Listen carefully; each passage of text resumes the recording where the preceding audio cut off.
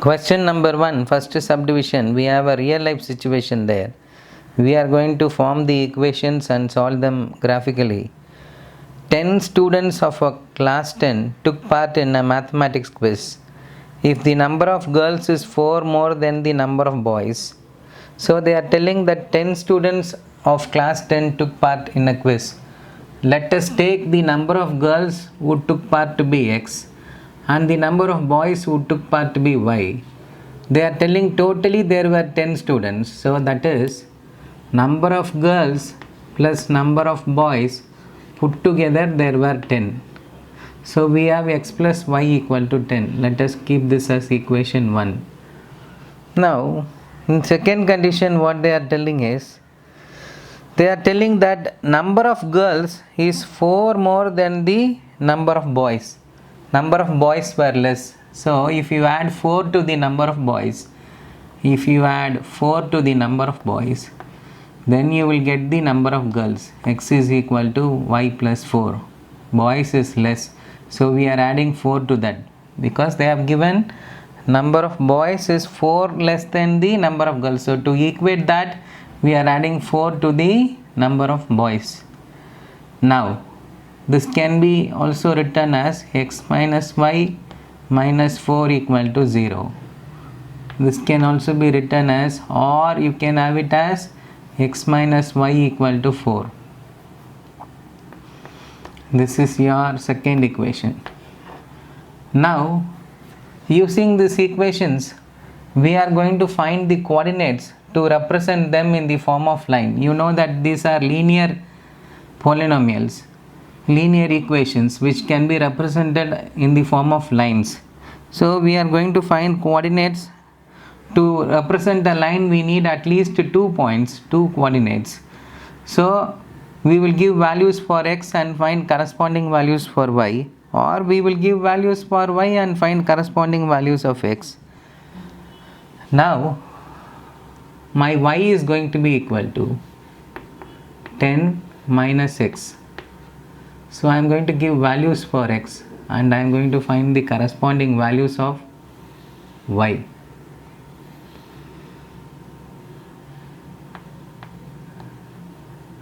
When my x value is 5, my y value is also 5. When my x value is 6, then 10 minus 6 is 4, my y value is 4. Then when my x value is 4, 10 minus 4, my y value is 6. So I got 3 coordinates. 3 coordinates are 5, 5, 6, 4 and 4, 6. Similarly, we will find 3 coordinates to represent the second line also. Then we will start drawing the graph. Now x, y. In this you can see that we can give values for y and find the corresponding values of x. So I am going to give values for y now. When I give value for y, maybe I will give first 2. So your x is going to be 2 plus 4, that is 6. Then when you give 3 for y, then it is going to be 3 plus 4. So x value is going to be 7. Then when you give 1 for value y, then it is going to be 1 plus 4. X is going to be 1 plus 4. Then your x value will be 5. Now we are going to draw lines using these coordinates. I am going to take only the first quadrant because we are having only positive values of x and y. So it is enough we draw the first quadrant alone. Now the scale is, I am going to take x-axis 1 centimeter equal to, maybe we can go for 2 units. Y-axis also 1 centimeter equal to 2 units. As such, we can also go for 1 unit because they are only small values, but since my space is limited, I am going for 2 units. So you will have 2, 4, 6, 8, 10. 2, 4, 6, 8, 10. 2, 4, 6, 8, 10.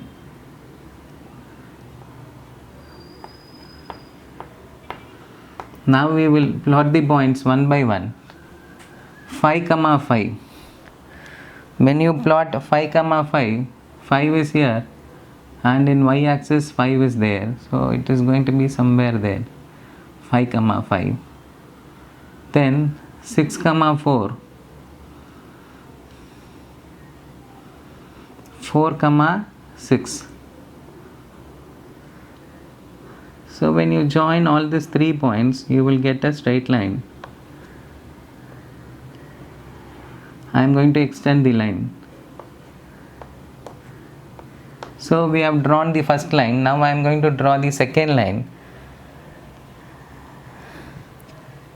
We have 6, 2. 6, 2 is here. Then 7, 3. 7, 3 will be there. Then 5, 1. 5, 1 will be somewhere in between here. Now you join all the points and produce it further on both sides. So I am going to, the third point is here.